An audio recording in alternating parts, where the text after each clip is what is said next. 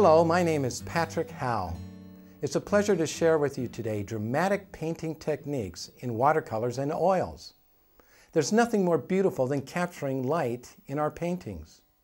We will explore deep shadows, rich saturation of colors, and beautiful tones that make up brilliant light. For example, you will learn how to turn the white of the paper into sunlight and how to put reflection in water. You will also learn how to paint from photographs as well as from imagination. We are going to begin by painting simple shapes so that we can limit the complexity of the exercise and focus on our watercolor painting technique. Let's start with this beautiful apple here. Notice that this apple is larger at the top and narrower at the bottom, and it's actually quite dark. But what we're going to do is use one color. We're going to use one brush to keep this simple. So we'll just add some water here. I'm using this Payne's Gray because it's not exactly black, but it has this cast of beautiful slate blue to it that's perfect for painting anything with a dark tone or for painting single shapes like this. Okay, let's just start putting some water pigment on here.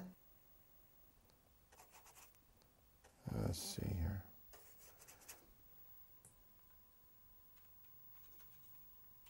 Building that shape out, what I'm doing is thinking shape. It doesn't look like much now because we're just letting it flow, just going with it. I'm going to keep these little highlights here, those little dots, because they look like sparkles, sparkles of light. Yeah, yes. Always going back to your reference photo to make sure your eye is really capturing the contour, the shape, the angle.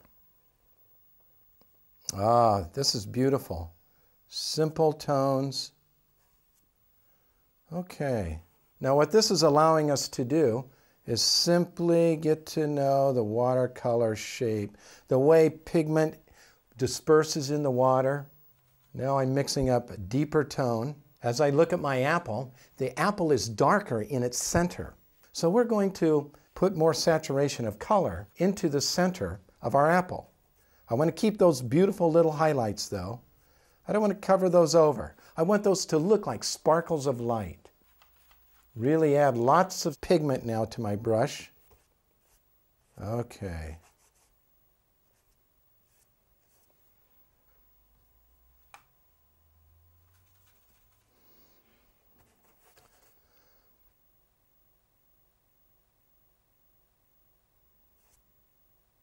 Look at the beautiful gradations of tones in here, these darks, these midtones, and these lights. This is one of the qualities that we want to capture in our painting because that's what gives it the brilliant light that we're looking for. I want to reinforce the shape of this apple. There.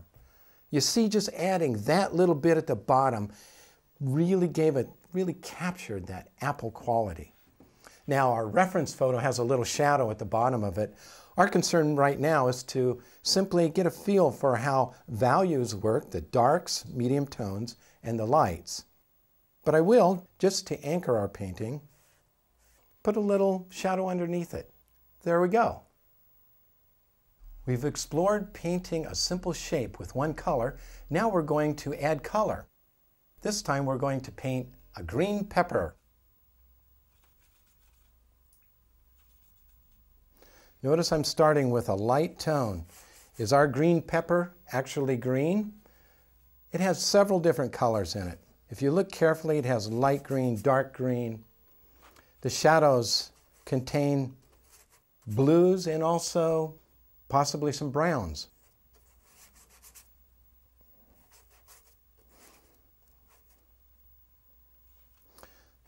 You notice my technique here.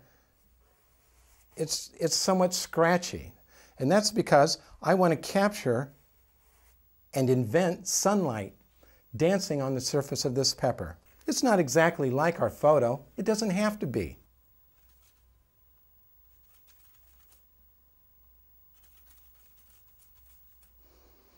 Now we're adding this beautiful green tones in here. Ooh, look at that. This is the wet on wet technique because I'm applying the wet pigment onto wet paper.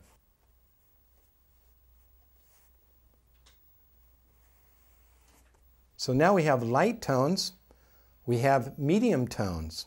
Now we're going to start adding dark, rich green shadows.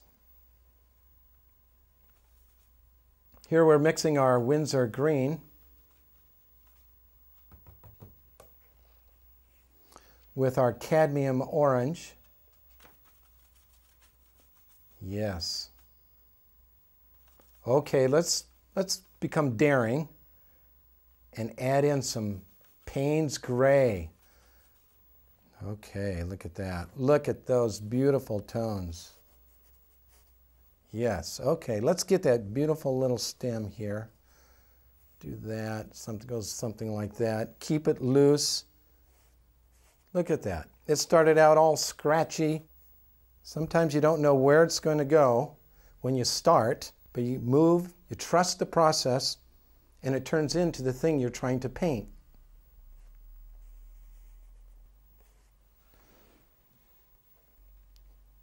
Just as we did before with our apple, we're going to put a little shadow down here, just for fun. There we go. Now what we're going to do is put our form, our shape, into a worldly environment so that we see its surroundings, we see the light that envelops it.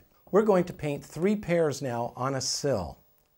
Let's begin by adding some undertones. First, we're wetting the pears with water only. In order to see the water, you may have to angle yourself to see the light reflecting off the paper. That way you can see where to paint. My pear's been wet now, so let's add in undertones. We're looking at our reference photo to make sure that what we're painting has some connection to it.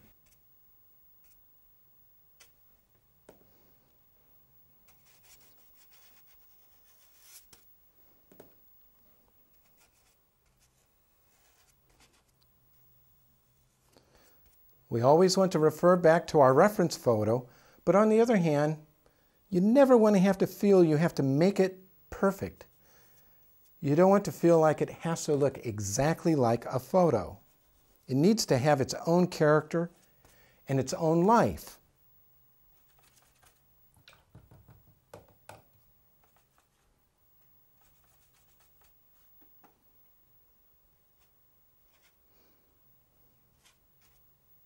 These are tones that will show through later, but we're putting them down now so that they don't interfere with the layer we add on top of it.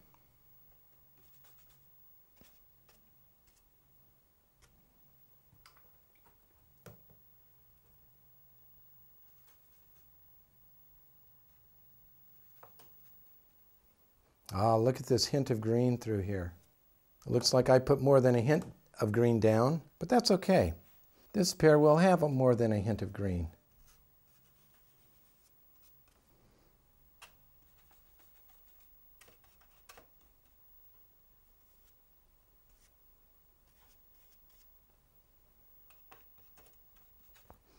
Now these tones will be muted. When we put the next layer over, these will soften even more.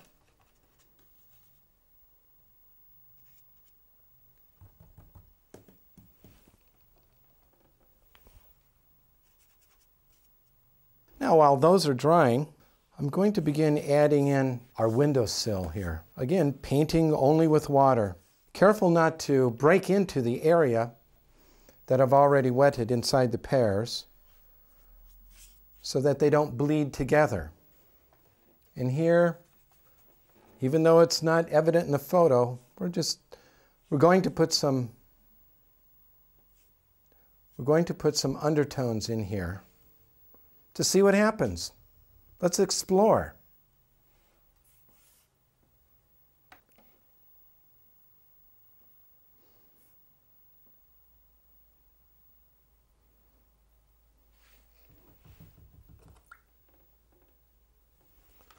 Sometimes I pinch the water off the tip of my brush so that I can actually feel the degree of wetness that the brush has. If it's too wet, the water will disperse the pigment that's already on the paper. If it's too dry, it'll pull up the pigment. So sometimes I'll dab it in my water and actually feel it with my hands to make sure that it's the correct degree of wetness. And in this case, I want it medium wet so that I can go in here and break up these little edges that I've created. All right, let's let that dry and come back to it later.